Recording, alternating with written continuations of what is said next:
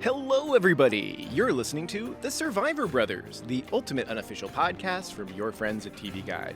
I'm your Survivor-obsessed host, Fox Van Allen, and joining me today is my baby monkey, Lance Cartelli. Hello, Lance. Hey, Fox. Thanks for that great introduction. Yeah, I'm working on my persuasion skills. Yeah? Not too bad, right? A little right? this for that. A little bit of this for that. Actually, I've got a really great deal for you, Lance. But I can't tell you anything about it until you guarantee me that I can do whatever I want as part of this deal. Ooh, you drive a hard bargain. I'm gonna have to give in and let you do whatever. Right? Okay. Well, that's great. So the deal is I'm doing a podcast, and it's right now. And we're going to talk about the latest episode of Survivor, which I'm super excited about because it was another fantastic episode. It's always a fantastic episode of Survivor, right? They don't make bad ones. But this one was great. And we're going to talk about everything that happened today. We are going to talk about Noura's absolutely terrible lie and how it fits into the worst lies in Survivor history. We'll break them down. Good tease. Got a top 5 here for you. So stay tuned for that. We're going to talk about the huge Chelsea blindside and whether or not it was a good move. Spoiler alert, I don't think it was. And we're going to give our picks for Survivor of the Week and Goat of the Week. So we've got a big show for you here today, Lance. But let's get started here with the beginning here, where we good place to start. Yeah, let's start at the beginning, right? Let's start at the end and work backwards. Ooh, memento. No, so where we last left off was the Lairo tribe got rid of Vince last week, and goodbye, Vince. Goodbye, Vince. Good night, sweet prince. And we pick up back at the camp where Karishma, who received votes at that last tribal council, is not feeling too good about her position in the tribe. She says that she's expendable, and she's got it down. Yeah, she is. It's a very well choreographed to her exactly where she stands, which is interesting because supposedly that women's alliance is supposed to be running this game. So that hit a little bit of a rocky patch in this particular episode. Just a little bit, and Karishma knew that she was a target, and that gut feeling doesn't lie a lot of the time. So. Yeah. But as big of a target as Karishma is, it looks like we have new targets that are growing. There are bigger fish to fry. There are bigger fish to fry. And again, we have a Survivor. I don't want to call it a showmance because it did not quite look like a showmance. There wasn't a lot of kissing or traditional. It was a little bit of a flirtmance. Mm-hmm. We were talking about, of course, Dean and Chelsea, who are Delcy. Yes, we're talking about Delcy, Survivor power couple Delcy.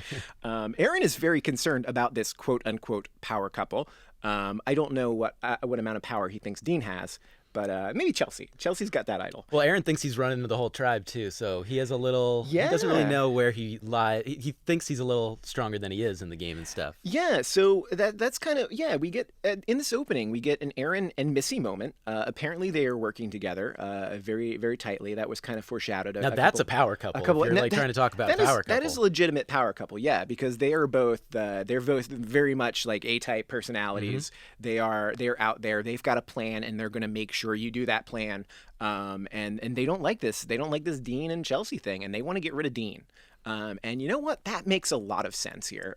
Based on what Dean has done in the challenges, that makes a lot of sense. Makes a ton of sense. And then you have Chelsea and Dean kind of bragging about their flirtmance in front of the whole tribe, which is already a bad idea to do that, to have the flirtmance, but then to joke about it too while everyone's just like giving you the mean eye. Yeah. Not a good look for our power couple. And I like it. I also like that Elaine gave him a little bit of rope to hang himself. Like, oh, you two are such a cute it's she's perfect. playing matchmaker, but it's really just digging the grave. It's like matchmaker of doom. That's right. Yeah.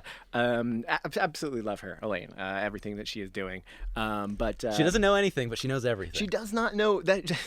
That is true. And I want to talk more about that later when we get to the tribal council because I am in love with her. And we're gonna get married someday. Anyway, so that's what's going on in the Lairo tribe. A little bit of foreshadowing for what's to come here when we hit the tribal council later. But meanwhile, on Vokai, things are a little bit happier, I guess. We have our good friend there, Jamal, who was friend of the pod. Who was at the bottom and left out of the last vote where Molly went home, and he realizes that he's in trouble, and he has this golden opportunity. I believe he says that what does he says? He's here in space and now in time. and opportunities are opening themselves up to him. And while Tommy and Janet and Kelly and Jack and everybody's off like singing on a boat, he's looking for an idol, and it really is the perfect time. Like Jason picked the wrong time. They just gave him the opportunity. They're like, all right, we're gonna do this. We're gonna be over there. You just hold down the fort a little bit. You're just gonna stay here, right? Yeah, and, they just let. Obviously, you go search for the idol. Yeah, it's a huge mistake, especially because if there's anyone you don't want to leave alone, it's the person who's at the bottom, right? Yeah, who was just cut out of the Molly vote. The person who has the most incentive to go looking for the idol is the person you gave an opportunity to go look for an idol. And I think I mentioned a couple weeks ago how like Jamal just had a really bad episode leading into that Molly. But now that has actually passed, like I'm liking how he's playing. Like I think this is another like case of a Survivor player who does a better job on the bottom than they do on the top. And I really like this. He went out and he found an idol, and they all think he's in their pocket, but he is his own player, and I love it. I think you make a great point. I do think you saw him with a little bit of power, and he napped. He was a little arrogant and didn't even pack a bag and stuff, and then that backfired. And you're right. He wants to play the game, and that's purely what he wants to do. And so being from the bottom gives him so many opportunities to do that it really is more fun to see him doing that. Yeah, it's kind of like Rick Devens light from last season, where Rick Devens was in such a terrible position, got voted out of the game, come back in the game, and kind of like plays like he's got nothing to lose. Like it's a very similar scenario where Jamal really doesn't have a lot to lose here, so he's going all out. He's looking for an idol. He's found an idol, and I can't wait to see what he does with it moving forward, because I mean, he may not be in a great place socially, but his tribe's in a great place if they've got a 9-7 advantage, and he's got an idol, which is going to help him later. And who knows how things may shake out. If we've got a tribe swap coming, he could have new friends. Things are looking pretty good for Jamal right now. To play devil's advocate, though, having an idol is not good news in this season.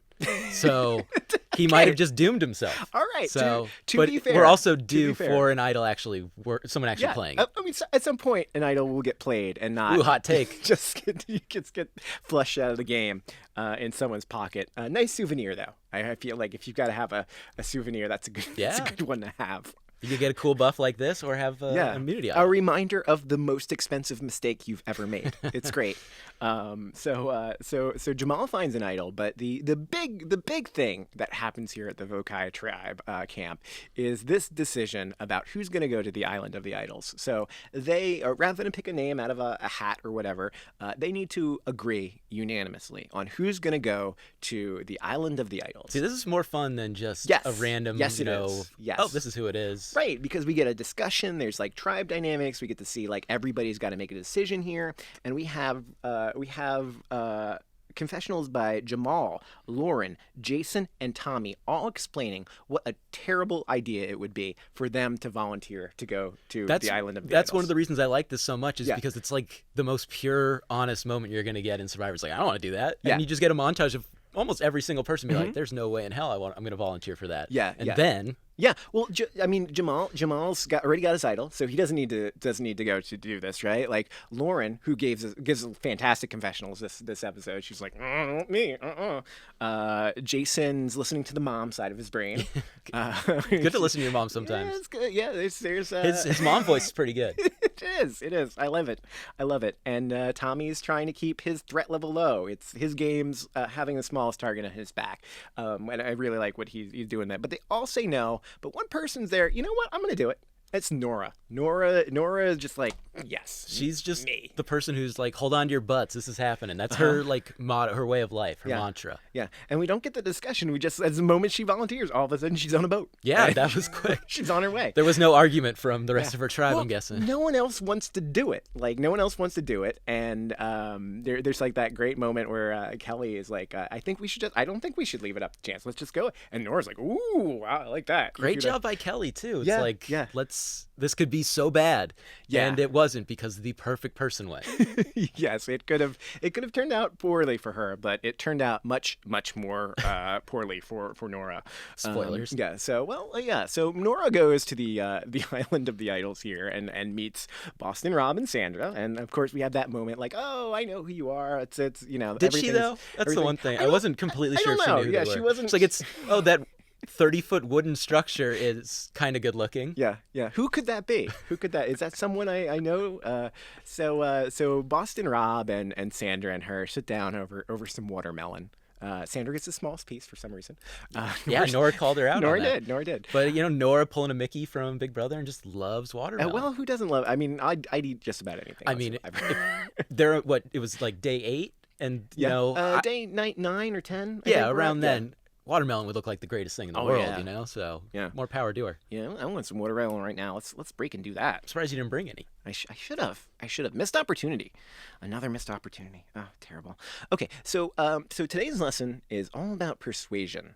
Boston Rob lets you know, and Nora needs that. Nora does need that, and she at least realizes that she needs it. Nora's very excited to get this lesson. Yeah, the most self-aware she's probably been. Yeah, this entire time. Yes, and we get some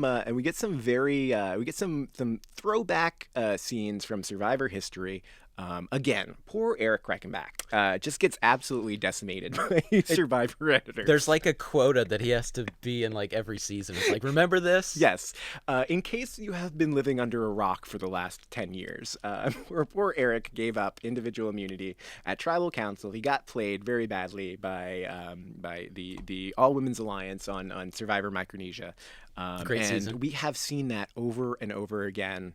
I think we saw it on Ghost Island. I think we see it. We just see it all the time, and it never gets old. I do like seeing him get out of the game, but that's hard if that's your Survivor legacy. It's right? like it's always funny to see it, and then you see him actually get voted out, and then his head drops, and you're like, oh, I kind of feel bad now. But that's history. I mean, it's a Survivor lesson. He learned a lesson. Yeah. So Boston Rob kind of gives her a list of all these different ways you can persuade someone, right? You can kind of figure out what they want. You can appeal to their ego. You can scare them. You can start rumors. That's Sandra's favorite, starting rumors. Sandra just drops in to start a rumor. Yeah. Or you can do a this for that. And that's what Noura picks up on. Noura likes that. That's her. That's totally Noura. Noura's totally a this for that. Well, she has all those intellectual connections. She so does. This for that. It's a very really, she's really playing works. a very intellectual game. And that's kind of what she latches onto. And that's eventually the idea when she does go back to her tribe. She does try this for that.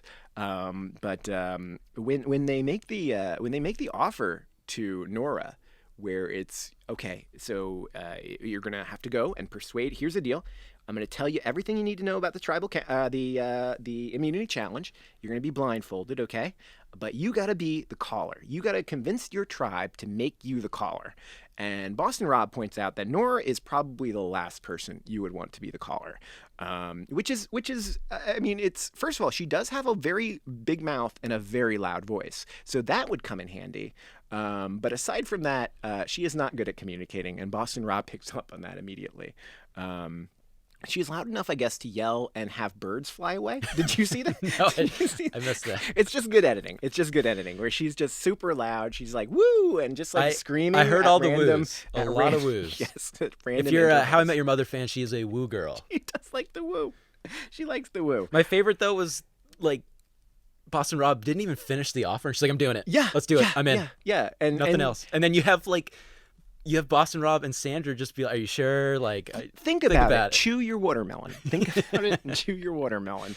But no, she does not need to think about it. She's already made her decision. She is even more eager than Vince was last week to just go ahead and do this thing. Say what you want about Noura. Her zest for life, I respect. I think, first of all, I don't think it was a mistake for her at all to volunteer and go to the Island of the Idols. She's in a not so great position.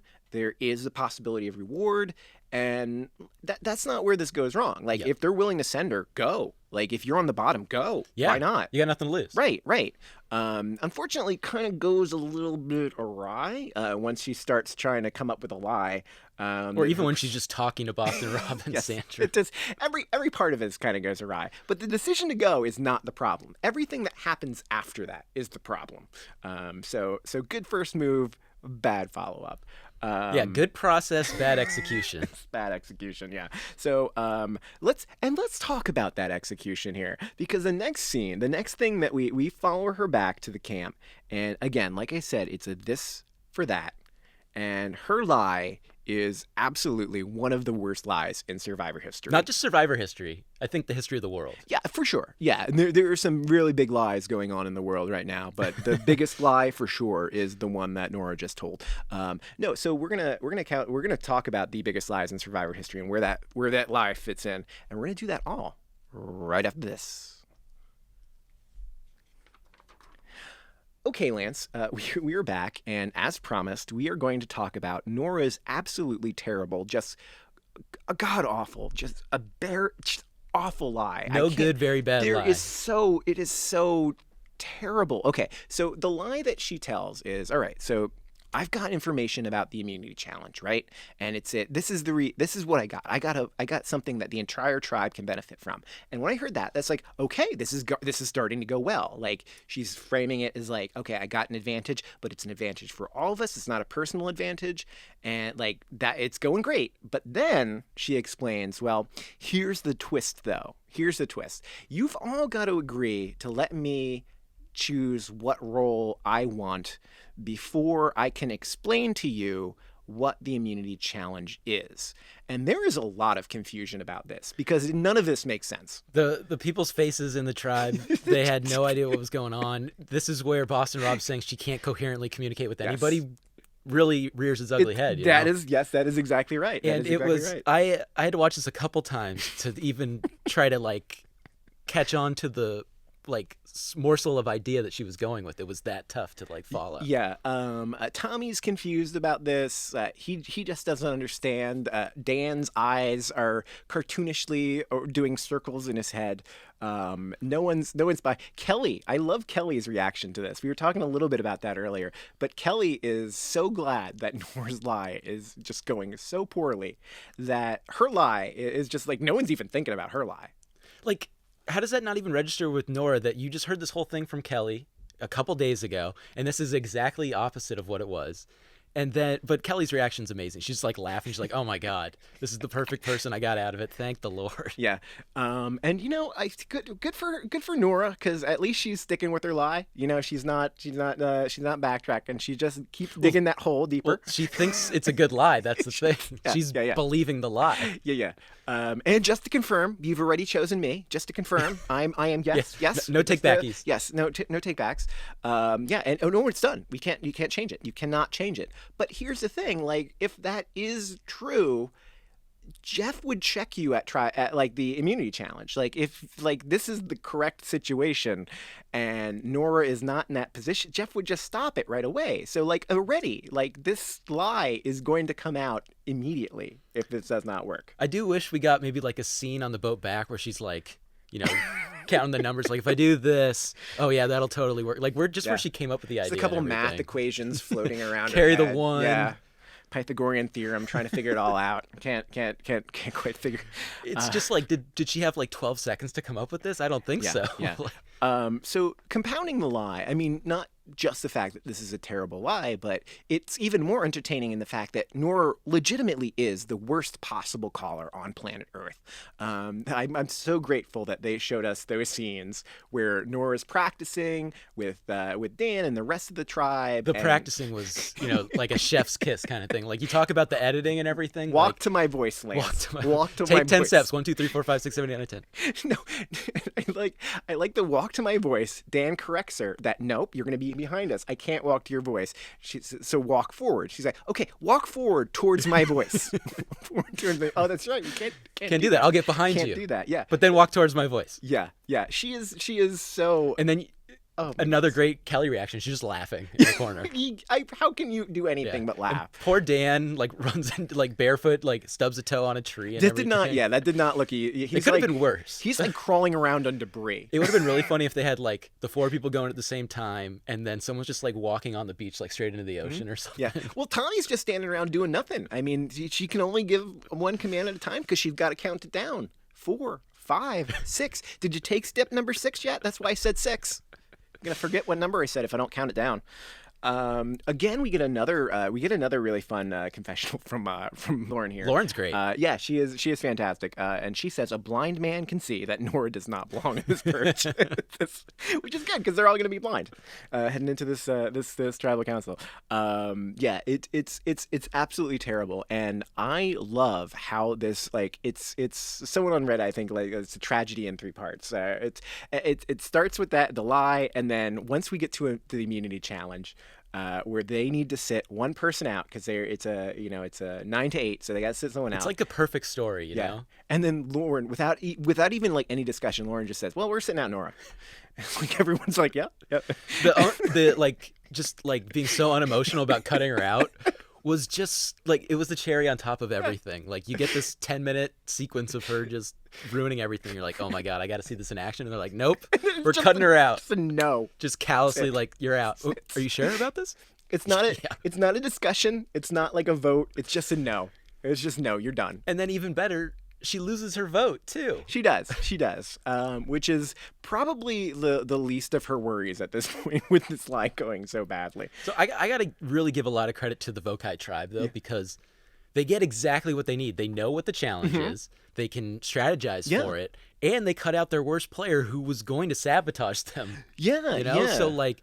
Great job by them. Yeah, it really is a huge advantage just knowing that. I mean, so Noura supposedly says she's got all the details on the challenge. And when she starts explaining, it's clear she has no details on the challenge aside from the blindfold. Because, we just got to go pick up something. She doesn't say what we're picking up and then come back. And we're done. That's all you got to do. Just go out and come back. Walk to my voice. And you're done.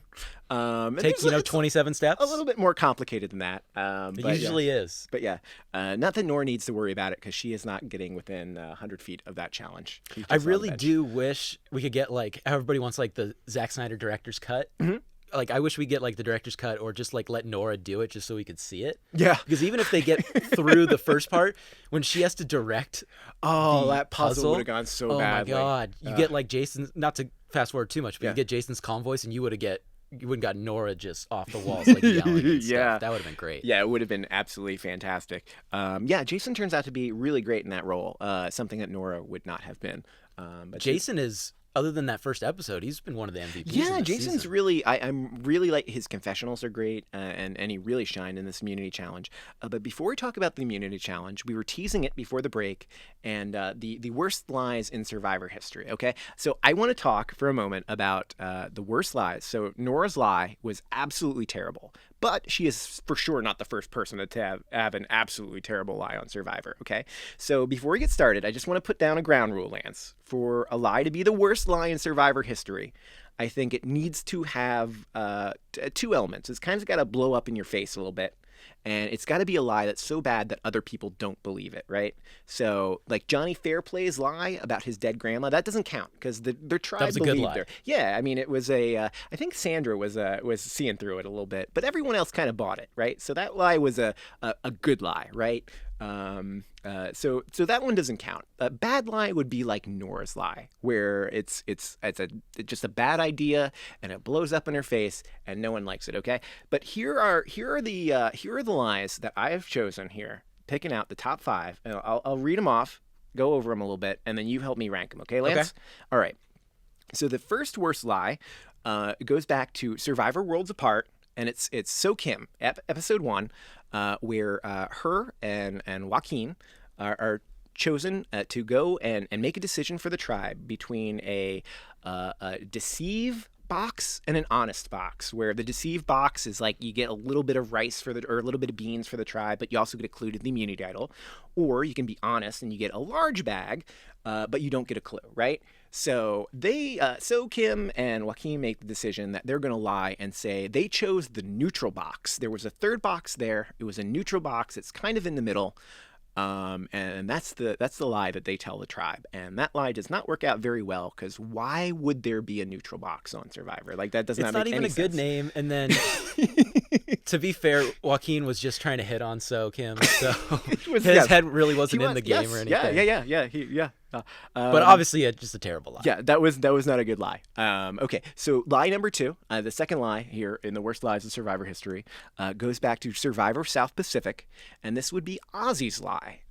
So right before the merge, this was a Redemption Island season where players competed to come back, and their tribe had the idea that they were going to be down in the numbers unless they sent Ozzy to Redemption Island. They vote him out of the game so that he'll win and come back at the merge so that they would have at least a fighting shot at this.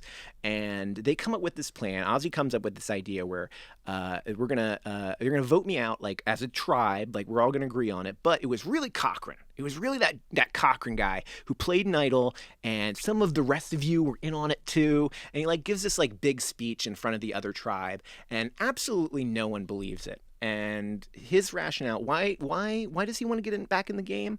For revenge, basically. That's what he says. For revenge, basically. Ozzy just seems like a revenge guy. Yeah, you know? yeah. And whenever I'm out for revenge, basically that's what I'm looking for. It was basically. For him, it was just such an overreaction, like overacting kind of thing. That it was just so bad. Like in the beginning, you're like, okay, kind of, and then he like just gets so boisterous and everything. You're just like, I don't know about this. And then they knew right away, like, he's lying. Yeah, Ozzy's good at a lot of things in Survivor, but this is not one of them. Selling a bad lie is not one of them. Okay, so the third lie that I've put in the mix here goes back to heroes versus villains. It is not Russell's lie to JT because that lie seems to work out fine. Mm-hmm. But it's Amanda. It's Amanda's lie to Parvati at the merge where Parvati has an idol and she's considering playing it, and Amanda, you should play it for yourself. Consider playing it for yourself. And it's just like this very like, you should play your idol tonight, where there's that's not information that you're going to communicate to someone if you like want to. Like, it's just nothing about that seemed genuine, and Parvati sees through especially it to a master of the game like Parvati, who this is what she does. Like, she knows when people are lying to her. It just is kind of ironic, a little funny that Amanda and Ozzy are just such bad liars. Yeah, and you'd think it makes sense, right? Yeah, they were together for a while. No, but you'd think like, because even like Parvati doesn't believe, like, you can tell based on like Parvati's face in this moment that she does not believe it. You can tell from Amanda's face she doesn't believe it. She's just like, she has this like weird face, like, you should play it though. Like, really, it was just not so unbelievable. Yeah, it was not great. And the fourth worst lie, the fifth one will of course be Noura's, but the fourth lie goes back to season 29, Blood versus Water, and that's Val, Survivor winner Jeremy's wife Val, whom claims she has two idols. She does not have one idol; she has two idols. So that's you don't want to target her because she's got two. Yeah. For the first time in Survivor history, someone found two idols on the beach. This is amazing. Great. Yeah. And my favorite part about that whole lie is in the tribal council, they're like, you have two, we should vote for you. Like, obviously. and for some reason, she just like, yep, that's okay. All right, that's you're gonna be sorry, but okay. She really does not do much to change. She just doubles down on it. Yes, she doubles down when it looks like she is going home. She just doubles down on it. Yeah. And I don't know what that is supposed to change. So number 5, of course, like I said, is Noura's lie. Okay, so help me rank these, Lance. Do you have any feeling? So which is there one we can take off the list? First of all, as like our number 5. Which one is there? One that stands out? I think Ozzy's is the worst of those 5. Okay. So like best would be number 5. Okay, that's. I actually agree with you. Okay. I've put that at number 5 as well. And why did you say it's not number 5? I mean, it was obviously a bad lie, but I don't think it had like the biggest impact on the game. Okay. And it was just not. It wasn't like a material lie that was like such a big deal. Yeah. You know, like, not believable. People instantly didn't believe it, but it wasn't something that just kind of just ruined the game. Yeah, I agree with you, and I think that one of the reasons I put it at number 5 is because it could have worked had Ozzy not sucked at selling. Yeah. Like, it's like a decent enough idea. Like, okay, Ozzy's got to go. Like, that's the plan. But he just does such a terrible job at selling. Like, the entire tribe's like cheering for him when he's trying to get back into the game. Like, that doesn't like jive with the story at all. Yeah, and when you're doing something that just doesn't feel like part of your character of who you are, then obviously it just feels like a lie. It definitely does not seem like part of Ozzy's character, or at least how you would expect him to react if he was seeking revenge on a tribe that just kind of effed him over. Because you've seen him play before. Like, you've seen him play a couple times at this point. You already have an idea of what he is all about. Okay, so Ozzy's number 5. I think we agree on that. What is the next one on your list? Number 4. Number 4, I've got the heroes versus villains Parvati Amanda lie. Okay, that's actually we're agreeing agreeing. I've got that as number 4 as well. I think to a lesser player, this works. I think Mm-hmm. this is a lie that probably works, even if Amanda doesn't do a great job of selling it. Parvati is just amazing at this and knows. And so, and I did really like how Parvati, went with it and everything. Yeah. But I don't think it really is on the level of the 3 other lies. Yeah. I mean, it does not work out well for Amanda for sure, but it doesn't send. I mean, she didn't go home or anything. It's not. Yeah, it's not. I mean, eventually she does, Yeah. but it's not like the immediate. Like it doesn't blow up in her face immediately. It's a lie that could potentially be sold to someone. Like you're going home, you should play an idol. It's not done in the best way, but had things been a little bit different, it could have worked. Okay, and I think that's a great reason to have it at number 4. Okay, what do you have as number 3? I've got Noura as number 3. Okay, all right. Are we still in agreement? I actually have a different one as Okay, number good. 3, but you tell me why this is number 3. Like obviously this is a terrible lie. I think like just based on like a lie, it's 1 or 2 on like how terrible it is. Mm-hmm. But I just don't think it had a huge impact yet. Like Nora's already probably not going to win this game. Yeah.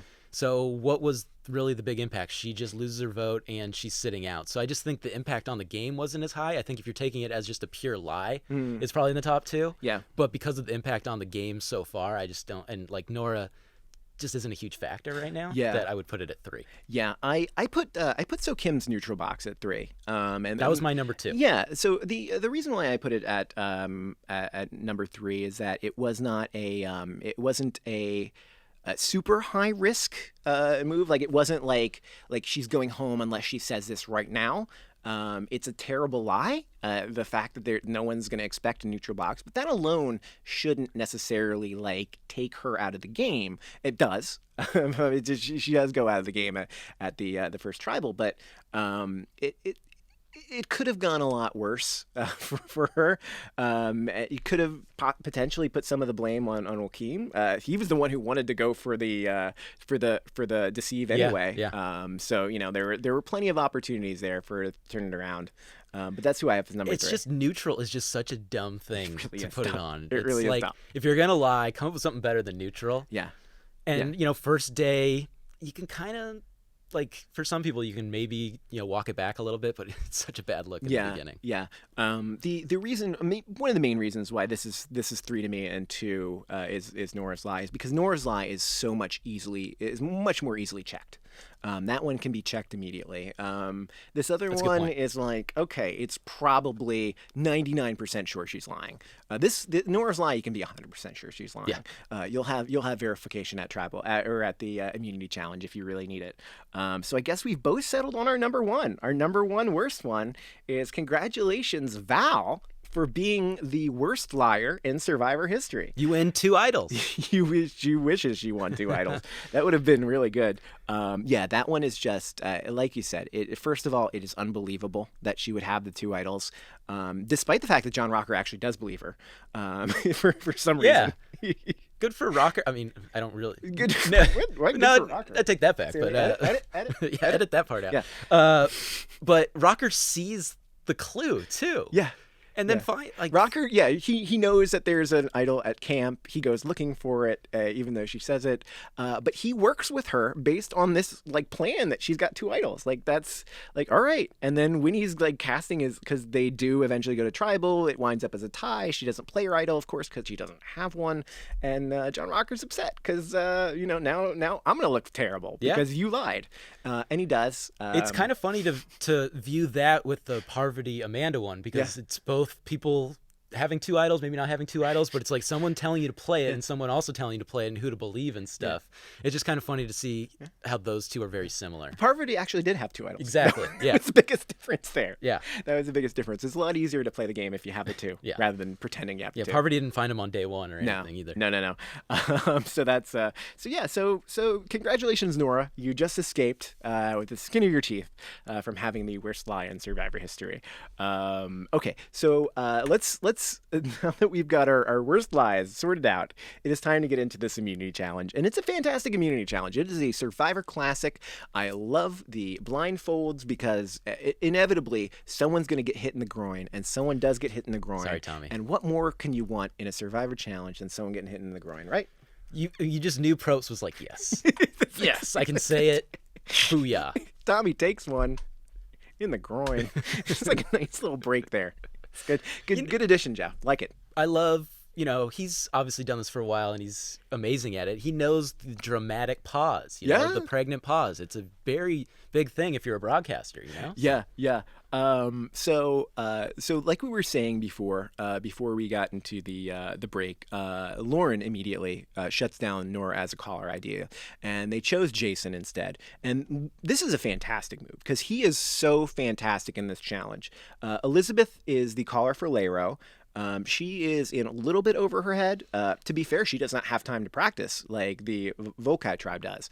She does have the voice that carries and stuff. She's a little hectic, kind of like a bull in a china shop kind of thing. But she, as we see, she does a pretty good job, reining it in a little bit. Yeah, she could be a little louder. I feel like that's not that she's like soft spoken or anything, but it does seem to be like that. A lot of people seem to be having trouble hearing her, especially over some of the shouting that some of the other tribe is doing. The noises they're making. Yeah. But that's an underrated part of this. You need a voice that carries. Like some people just don't have that voice that kind of like powers through everything. Yep, you need a Noura voice, but a Jason brain. That's what you need. And they were aligned at one point. They were, yes. And Elizabeth does not quite have either. Not that that's the worst thing in the world, but Elizabeth also has the added problem that she has to deal with Dean and Karishma in this challenge. And like in the last challenge, this does not seem to be a challenge that Dean and Karishma are very good at. We're yet to see what one they are good at, but this is not the one. So we have Dean who goes over instead of under. And here's my Dean impression, right? Where he just like turns around and is nowhere near it. I love that it's like yelling, "Go under! Let's go over this thing."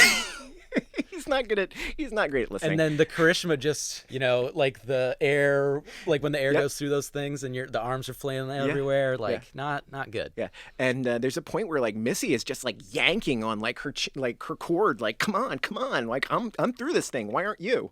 We love Missy, but her annoyance level throughout this episode, she's gonna hit a breaking point. Missy is having less and less of this as the Especially the if she got season slapped goes in on. the face too. Yeah. Oh, she does get slapped. Yes. Dan, who, as we know, has an issue with spatial awareness, again, has an issue with spatial awareness in this challenge, and just smacks her right in the face. This time, not totally his fault, but damn. And then he's like, I'm with you. Different teams, man. That's the other team, bro. that's Jason's response to that. Absolutely fantastic. But if the Lairo tribe here struggles, the Vokai tribe does absolutely fantastic. Right down to the puzzle. Jason is like so calm and collected and just giving the perfect instructions. He gets it. He does screw up on the puzzle a little bit, puts the wrong pieces in the wrong places. But he realizes it, which is really the difference in the game. So I wrote that I loved Jason's calm voice. It was great. And especially to keep that going when you hear Probst going, this is going to be the biggest comeback in Survivor, and all these hyperboles and everything. And for him to stay calm. And really the difference was he noticed the mess up in that part of the puzzle and Elizabeth didn't. Yeah. And they both made the same mistake where it's the puzzle can go together. The actual pieces will fit in a number of different ways, some of which are not correct. And they both put it together in a way that was not correct. Jason very calmly fixed it. And it did look like Lairo was making a comeback there, but it was that little detail that he figured out. It would have been a great comeback, but they pretty much showed you that you had to get it right the first time or it wasn't going to happen. And that lead that Jason got them out on, and then noticing that one part of the puzzle before Elizabeth, it comes down to those two things. Yeah. Again, Jason, MVP here, who has had such a fantastic turnaround since episode 1. We're not sure if he is in, the good social graces of the tribe. Like, it seems like he's in a better spot than he was. Certainly, everyone's talking about getting rid of Noura. No one's talking about getting rid of him, or at least the way they used to be. So that's a win. I think that's a win for him. Yeah. He's a number that they need, and he's a guy that seems to be getting along with everybody. Yeah. And that was such a complete 180 from that first episode. Yeah. So again, good congratulations to the Vokai tribe, who gets a 9-7 lead here because they don't have to head to tribal. And again, great for Jamal, who gets to just kind of sit back and enjoy his idol and get one more step forward. And if we believe what we see in what's coming in the next episode, he's got the tribal swap coming up. So he's going to be fine, or at least it looks like he's going to be fine. Yeah, as long as, what's happened over these last couple of weeks doesn't happen to him, where you you'd go with that idol in the pocket. Anything could happen, but for now it looks like he's okay. On paper he's looking great. Yeah. As for the Lairo tribe, pretty much everybody in there seems like they're in a little bit of trouble here, and one person especially, and we're going to talk about that right after this. All right, Lance. So we are back, and let's head into we're getting ready for tribal council here, and a lot of scrambling. And I really like this segment because we find out an awful lot about the dynamics of the tribe and who's working with who and how things might go in the future. And we're really dealing with two kind of power groups that are going on here, right? It's Missy and Aaron, who we talked about earlier, who are really pushing for Dean. And on the other side, it looks like we have Elizabeth and Elaine, who are working together, as part of that women's alliance. And when Missy and Aaron make this pitch, like, it's got to be Dean. Dean stinks at challenges. His resume, I believe, is garbage, right? It's a garbage resume. Yeah. And he's adding nothing here, and we got to get rid of him. But Elizabeth's like, well, hold on a second. This guy gets firewood. So what are we? Karishma doesn't. And I mean, that's one argument. I think the better argument is that Karishma knows she's on the bottom and there's a tribe swap coming up, so let's get rid of her. I think that's probably the smart thing to do, but that's not something that Missy and Aaron are necessarily interested in, because as Missy says, if she can control two votes, that's a dope day. And Missy thinks she's got Karishma in their pocket. Now I think last week we were talking about how every time I see Missy, she's doing something right. I feel like this is the first time that I've seen Missy do something wrong here. We were talking about how efficient she was, but she just is playing a little too hard. She's going, I think that's right. A little full court press, and when she doesn't have to. It's just a little too soon, it feels like. And, people are she's starting to get on people's radars. Yeah, now. She's great, and she is there to play, and that is what I love about her. But she is playing a little bit too hard here, like I think you said, where she is kind of going full speed, and she's got this plan, and the plan makes me nervous. I think you want to, when it's so early, it's still so early. It's only the 4th round here. Do something safe. Like, everyone's trying to make big moves on this tribe. Like, why are you making big moves when there are 10 people here, when there are 9 people here? Don't make big moves yet. Wait. There's plenty of time to make big moves. Yeah, I think when they say we don't want to go after Dean, and that's out, then you go back to Karishma. Like, you made your try. Right. Don't go getting desperate and searching for a new name like Chelsea. Mm-hmm. And then you lose a women's number. You're an all-women's alliance. Mm-hmm. You lose a women's number. And then now you have to really rely on Karishma as that number now. And so Missy thinks she has that vote. I'm not so sure. Yeah. And if you want to compare the power players, on the one side we have Aaron and Missy, and on the other side we have Elaine and Elizabeth. And I absolutely love the way those two played. They both have great moments, great quotes here. Elizabeth, who went to the Island of the Idols, right? She says that, she learned that she has to look before she leaps, and that if it was 10 days ago, she would have just gone with it because it wasn't her name. But now she doesn't understand. Why are we getting rid of Dean? Like I said, he gets the firewood. He cooks the meals. Why would we get rid of him? He's so great. Look at Island of the Idols paying off. This is exactly what they wanted. Yeah, it is. It is paying off. And so she tells Elaine the plan, and she approaches it great. Like, well, there's this plan, and I don't know. They want to get rid of Dean? Like, what do you think about that? Like, I don't like that plan. Yeah, I don't like it either. What's going on there? And they kind of make the call that, like, Aaron's acting a little shady here. Elaine calls it out that Aaron does not care for what Aaron's up to, and is Aaron playing it well here? Because it looked like he was bouncing back from that first and kind of getting right back into the tribe. And here it looks like, again, he's the same thing that kind of like got him in trouble in the first place, where there's these 2 guys that they were very concerned about trying to make all these little shifty deals. Again, he's back making shifty deals, or trying to do something that's a little bit sketchy there. Yeah, I think it's hard to really understand what he's trying to do, because he's just going too hard again. Mm-hmm. Like, he thinks he's in a power position. He even said it, like, I'm running this tribe, and he's not. And so my thinking is that the real reason he wants Dean out is because he would be the only physical threat, other than like a Missy, but as the male physical threat. Because right now they can make a decision. It's like, hey, Dean's physical. We can afford to lose Aaron. Yeah. So my thinking was that was his approach. Yeah. Well, I think Aaron and Dean are supposed to be like working together, and They like are. Elaine gets really nervous about that. That Aaron's already ready to just turn on him because when's he going to come from? He's going to come for everybody. If he's going to go for his friends, you can't trust that. I'm really interested to see how long Elaine's going to play this low key game, because she's already talking about Missy and Aaron. Like. Yeah. Those people could be big targets. It really depends on what happens in this next episode and the tribe swap and everything. But I think if Elaine can find a way, that's her first power move. Yeah, I want to say that I despite the fact that she may not be making these gigantic like power moves out in the open, like she is the power player on the Lairo tribe, like from day one, where she is kind of the center of all the different alliances. There are a number of competing alliances that are going on, and she's part of all of them.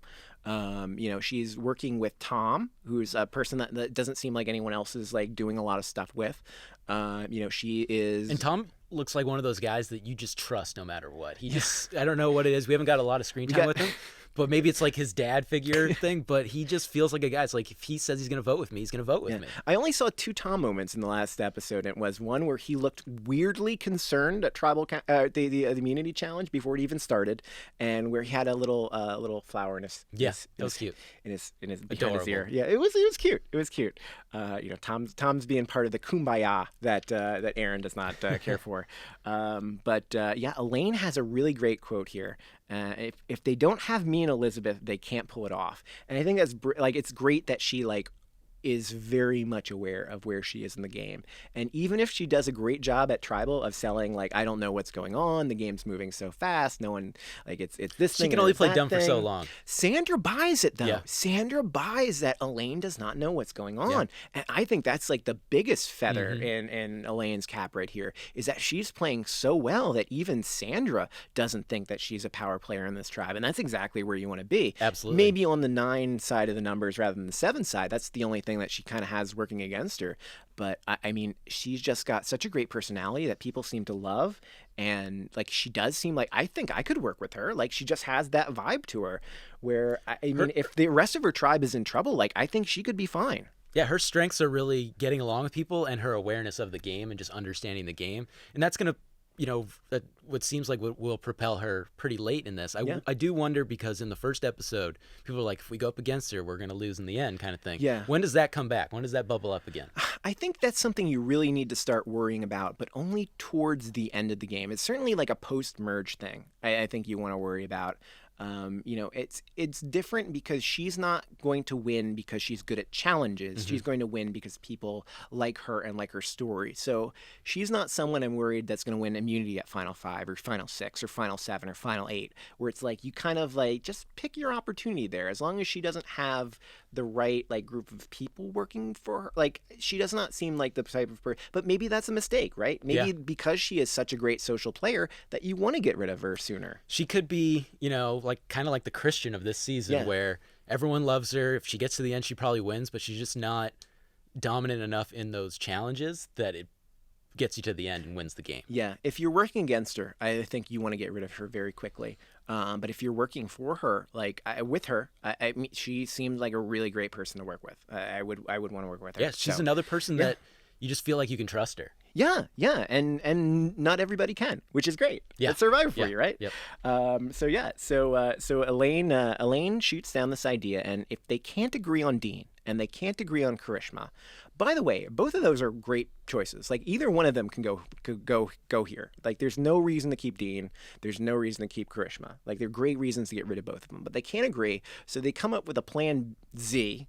Apparently. And the plan Z is Chelsea, because Chelsea is so close to Dean. So let's just break up that couple. At least we can break up that couple, and we're getting what neither of us wants. So everybody's happy, right? What do you think about this move to kind of switch the target here? It absolutely felt like a plan Z. It was you could even tell Missy's I just need a name. So it kind of just felt like whatever popped up, and unfortunately it was Chelsea. I don't hate the move just because she does have an idol, but it's not like they knew that and stuff. But it, like I said earlier, it really hurts the all women's alliance, who Chelsea was a big part of that, and you had her idol too, right. And then you're just so much more reliant on Karishma, who she just wants to jump sides, like whenever she can. Mm-hmm. Yeah, it's such a big blindside here, in part because there doesn't seem to be like a really strong, really compelling reason to take out Chelsea here. I mean, yeah, she's part of that two-person, like something's going on with Dean, like even if they're not in a showmance, they've got some kind of relationship going there. But is that something that's really, is that really as dangerous as they all make it out to be? Because they're not actually in a relationship. Like, is this the right, would you say, what about this, Lance? Is this the right time to break up that quote unquote showmance? Like, would you have done it here? I don't think so. I mean, if you do, you go Dean, but I would have gone Karishma. Just take out the easy person, especially because you got to think that tribe swap's coming. Yeah. And everything. But once you hear Dean's not in it, then you go Karishma. I don't think I would have gone after and broken them up because you think you need those numbers and that tribe swap's coming. Yeah, exactly. I've been looking forward to a tribe swap at 4 because that's where you get it. Like after the 4th round, you usually have a tribe swap. That's just where Jeff likes to put them. And I feel like, if you're Survivor, you expect the expected here, unlike Big Brother, but like it's coming. It's coming eventually. Like this is probably not going to be the first season in like 6 years that they haven't had a tribe swap. One's coming, and it's probably coming soon. And if they wind up on a different tribe, if the other tribe sees this, the other tribe is going to take a shot at this. Like they're not going to want to let a showmance go. Like that's a perfect target. Like just keep in your core people, the people that there's no like you could trust Chelsea, right? There's no reason why you can't trust Chelsea. It should be about trust at this point and not like necessarily like who's like maybe a little bit who's winning and who's helping in challenges and who's helping around the tribe. But if a swap's coming, that's not as important as who you can work with later at the merge.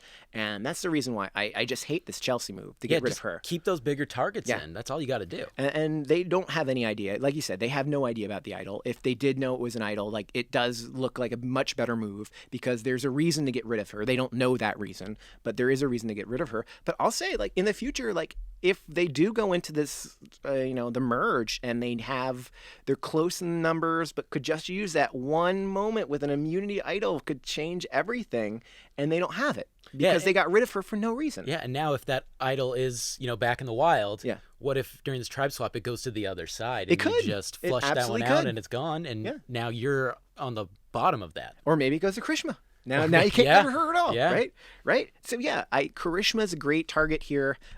Dean's a great target. I probably would have gone with Karishma, like you said. Karishma wasn't even really like fighting or anything. She is doing the opposite. I forget who it was. I think it was Chelsea, actually. I think who kind of like points out that Karishma's playing kind of like made herself on the outs. Like the Karishma really, and that really kind of like strikes me as like, yeah, that's accurate, where it's Karishma is maybe a little bit on the outs just in general, but she kind of embraces that and is like, so like, no one likes me, no one's working with me. And not just like in confessionals. In confessionals, that's fine, but like with the entire tribe around, right? Yeah, the guilt trip is just a little too much. Like we get it, you want to play, people aren't doing what you want to do, but you can't just, have a tantrum every time that happens. Yeah. It's a lot of Survivor's about perception and the way other people, perceive you. And if you want to put out there that you're the next person to go, they're gonna, sure, you're the next person to go. Like, why would you embrace that role? Like, fake it until you make it. That's my advice to like Karishma. Not that she needs it. I mean, that's great life advice. But yeah, like seriously, that's how we're here. Yeah, exactly right. Yeah, they think I know stuff about Survivor. Come on. I've never even been on an island. So, listen, poor Karishma. But I like her. I love her as a person. Like she is a really great person. But I just want her to like just just want to shake her. I'm part of this. Like just act like you're part of it. Like we're getting along great. Like we're such a great tribe. Like I love you. Not like no one likes me. The opposite. Do the opposite of that. Yeah, you just want to like shake her and get it through her head. And because she could be fine here. Like she does not like. There's no reason why she needs to be that next person to go. And she says some things in the tribal council that you don't need to vocalize, you know? Right, you don't need to be the poor man's Littlefinger from Game of Thrones and say chaos is a ladder. You don't need to do that. Chaos is a ladder. Like, you're just annoying Missy even more. Like, Missy just drops bombs on her saying she's not without fault. All of us are playing equally and she's getting lapped. And then you have the tribe agreeing. Like, yeah. Oof. So again, I feel like that was a mistake by Missy. Like, Missy came after her so hard, unnecessarily hard, where Karishma's like excited that things that are not, people who are not her could potentially go home at that night. And she's really excited by that. And immediately Missy's like, no, you suck. Yeah, don't be happy. You suck. Let's just get this clear. You stink. No one likes you. You suck. Missy's annoying. And then like Tom's like, yeah. Missy's annoyance level is going to get her in trouble because she has been playing such a good game, but she really needs to tone that down a little bit. And it's really getting on people's radars. Like, when you have these dark metaphors about Russian roulette and like you just come off as unemotional and remorseless, so that's not going to help her. She's playing the game hard. She's playing the game hard, and I totally respect that. And we are huge fans where we said she's efficient, but it's a little too much. A little bit too much. I agree with you. You know, chaos is a ladder. Good for her. She does climb. I don't know that she's climbing out of the hole so much as like the bombs are just dropping around the hole. And she's fine. If you're gonna do the Littlefinger line, spoilers, Littlefinger dies. So it's not good, Karishma. Yeah, chaos is a ladder to fall down. Yeah. And while Karishma is a fantastic character on the TV, it does not look like she is heading towards the $1 million prize. Like, that's just my read on it. Like, things could turn around. We were wrong about Jamal, or at least Jamal was looking like he was in a bad spot and he turned it around. So maybe a tribe swap will help her out. We don't know. We'll find out next week, I guess, right? Yeah, I mean, if you're the other, say she joins and she's the one deciding vote, that's huge for her. It would be huge. And if she somehow finds an idol, then she is flying. Yeah, I'm very excited to see who jumps ship and why when the tribe swap happens, because there are a lot of people out there who have reason to be unhappy with the situation that they're in. I really want to see what Vokai does. Yeah. I mean, even though there is that 7-9, split, like, ideally what the Lairo tribe should have been doing is getting rid of the 3 people whom they would not be able to work with in the merge and keeping a core happy group together. But instead they did the exact opposite, and they have a very fractured, 2-sided alliance going forward where it's us and it's them and it's also those other guys who are at the bottom. And it's really like 3 groups here. Yeah. And we have 3 tribes. Well, maybe. I'm kind of hoping that it's just 2. Me too. I'm kind of hoping it's just 2, because we're getting some really good dynamics, get better interpersonal, and I think there's just more people talking to each other. Different relationships can pop up. I think I would prefer that we stay at 2 tribes. Yeah, same here. We'll see. Jeff likes his 3s, so we'll see. But yeah, that's kind of how tribal goes there. It could be anybody. Though. It could be anybody, and it winds up being Chelsea. Yeah, poor Chelsea. I wouldn't want to be blindsided. No. We got so much foreshadowing from her. Like, hey, remind everyone I have this idol, and I'm in a really good spot. And Dean doesn't see a blindside happening. Yeah. I don't want to be in a showmance because it can really wreck your game, she says at the beginning of the episode. I feel like I'm in a very good place. Yeah, she says here at Tribal, when you pull off a blindside, that inner part of you smiles. All smiles as she walks out at a Tribal Council. I don't know. And the second person in a row to walk out with an idol in their pocket. Second person, yeah. There was, at least Vince should have known that he was in trouble and had a reason to play it, and his idol was about to expire, and that one was a terrible move. I can't blame Chelsea too much for not playing her idol here, because there is really no reason why she should think that she's going home, and there's no reason she should go home, and she goes home anyway. Yeah, really hard to blame her for that, because you do feel like you're good, and I haven't been in it, but the fight of, do I play it now? I really want to hold on to it. Just seems so hard.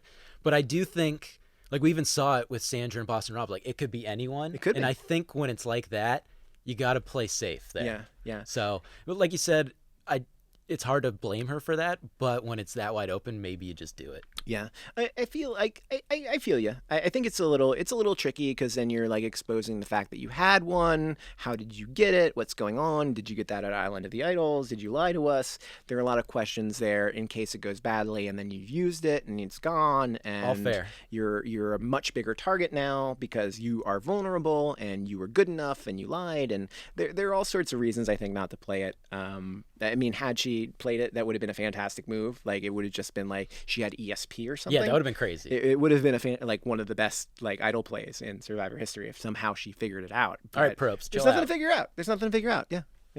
So that's the story of Chelsea. I did like Chelsea too. You know, like even what Dean was saying, she was pretty funny. She had some cool one-liners and everything. She even said that like she's been watching this since I think she was like 8 or something. So it's always tough when that happens. Yeah. And she's like, I didn't even make it to the merge. Yeah. Well, she had the misfortune of playing on the same tribe as strategic King Dean, who just seems to work his way out of trouble in every single episode.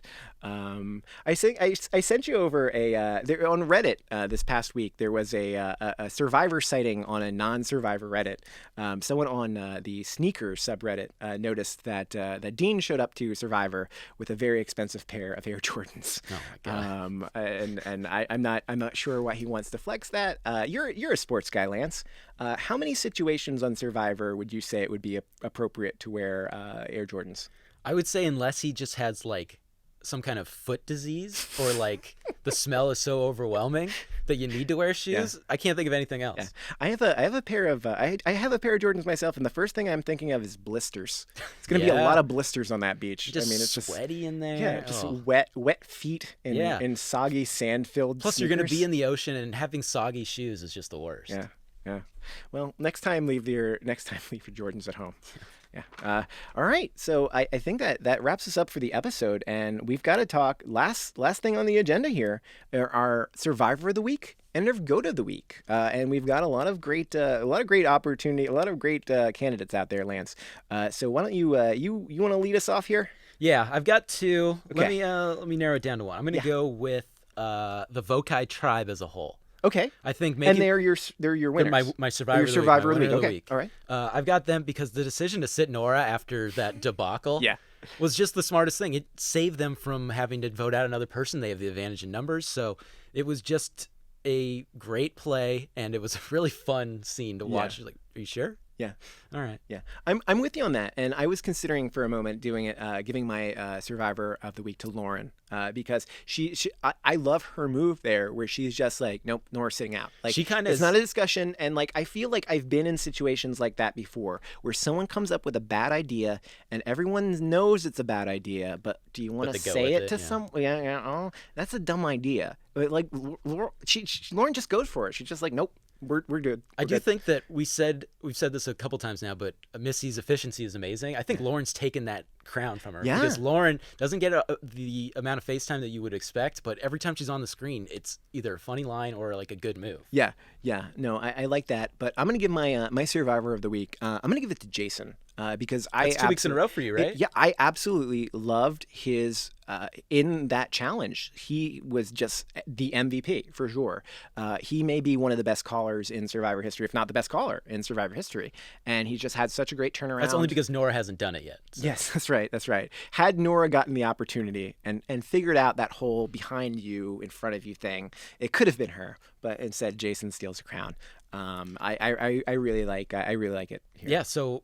My second winner, the one I was deciding between, was Jason's voice. Yeah. Just his voice. He had the mom voice, which is great, and then his calming voice, and then as the caller, he was just amazing. I could do anything if Jason's telling me what to do. I could do anything. I could put together a puzzle. Like I could do Yeah, you don't even need your eyes. Nope. Just close them. Jason will be my eyes. Jason will be my voice. Yep. Jason will be my everything. Yep. Okay, so your Goat of the Week, Lance. My Goat of the Week. Who did not necessarily shine. I've got two again, and I'm going to narrow it down. I'm going to go with Missy's annoyance level. Okay. She was just so annoyed throughout the episode. She got hit in the face. People aren't voting out who she wants. Karishma is just annoying the hell out of her, quote, unquote. So I got to just say that it's her annoyance level, and it's just not helping her game. So I don't know if she needs to have some more alone time, maybe float in the water, try to find your inner chi, whatever you got to do. But come on, Missy. We're rooting for you. Yeah. So my Goat of the Week is the entire Lairo tribe minus Elizabeth and Elaine. I think they're. I really like them. Especially Elaine. I think Elaine is really the best of the best here. But everyone, they look like they are in a mess. They had this women's alliance that they thought was secret but wasn't secret. It's kind of broken apart now that they voted someone out. And also Karishma knows that she's on the outs. Dean is clearly unhappy moving forward. Missy kind of exposed herself in her game. People aren't trusting Aaron. They are a mess. And heading into a tribe swap, that is the last thing you want your tribe to be. They're already down in the numbers, and it's fine if you're down in the numbers and you work well together, but they're down in the numbers and they don't work well together, and that's just a disaster. So that's my pick. That's my pick. Yeah, I think you nailed that one. My other goat, I'm gonna go real quick. Just having an immunity idol. Like having one is a bad news for this season. It does turn. Jamal, watch out, man. It does turn out to be a bad thing. Yeah, fingers crossed that Jamal either plays it next time or plays it right and doesn't go home with it, because we want to see some tribal council fireworks. That's right. But hey, stay tuned next week. It could happen. You never know, right? Yeah, Karishma's gonna be dropping bombs on people. A lot of bombs coming on next episode of Survivor. Stay tuned for that. When she switches sides. That's right.